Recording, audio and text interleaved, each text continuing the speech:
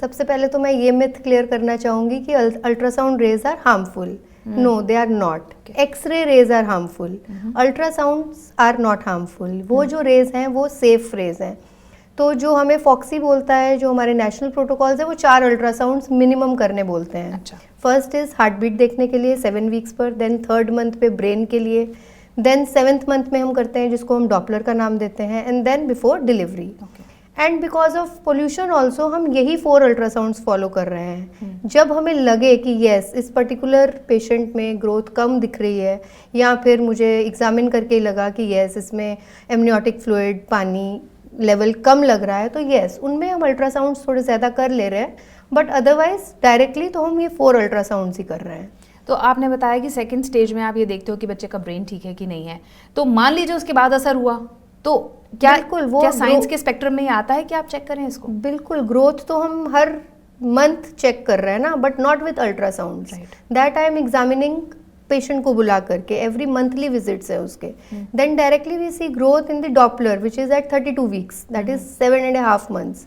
अगर बीच में कभी लगता है कि इस पर्टिकुलर पेशेंट का ग्रोथ कम हो रहा है बेबी का, या फिर कोई और कॉम्प्लिकेशन लग रही है, तो yes definitely we can go for ultrasounds. Ultrasound की rays they are non harmful, but per se pollution की वजह से हम अल्ट्रासाउंड ज़्यादा करा रहे हैं, अभी तक तो ये बिल्कुल नहीं कर रहे हैं.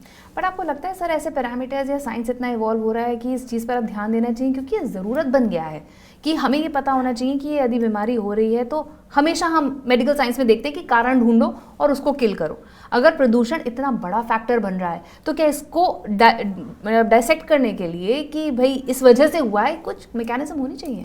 आई थिंक जैसे रेडिएशन लेवल के लिए दे हैव मेड मीटर्स बनाए गए हैं, कहाँ पे कितना रेडिएशन एक्सपोजर है. जैसे हम लोग के यहाँ पे CT MRI होता है तो they have a separate chamber of CT and MRI, और जो रेडियो टेक्नीशियन होते हैं वो एक प्रॉपर गैजेट लगा के चलते हैं कि रेडिएशन किस जोन पे कितनी है. ज़्यादा होती है दे विल नॉट गो, या कहीं रेडिएशन लीक हो रही है तो उसमें वो पता लग जाता है. सिमिलरली पॉल्यूशन के लिए भी शायद ऐसा फ्यूचर में डिवाइस आना चाहिए. MRI से पता चलता है क्या सर, CT स्कैन MRI से कि नो, फर्क नहीं पड़ेगा ना? अभी नहीं पता चलेगा. अभी नहीं.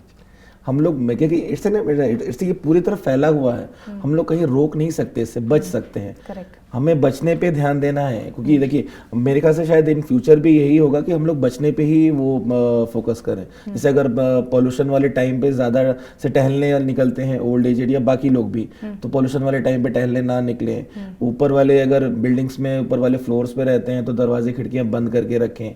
एयर प्योरीफायर कोशिश करके इस्तेमाल करें. जो लोग अफोर्ड नहीं कर सकते हैं उनको खाली नॉर्मल AC में अपना एक प्रॉपर फिल्टर्स अवेलेबल है, HEPA फिल्टर्स लेवल के ही हैं, अमेजन पे हैं. उनको AC के नॉर्मल उसमें फिल्टर से चेंज कर देना है. अच्छा. और वो नॉर्मल एयर फ्लो वाले मोड पे चलाना है AC. अगर वो 10 मिनट भी चलाते हैं तो most of the air purify हो जाती है एक क्लोज रूम की. अच्छा, वो कर सकते हैं.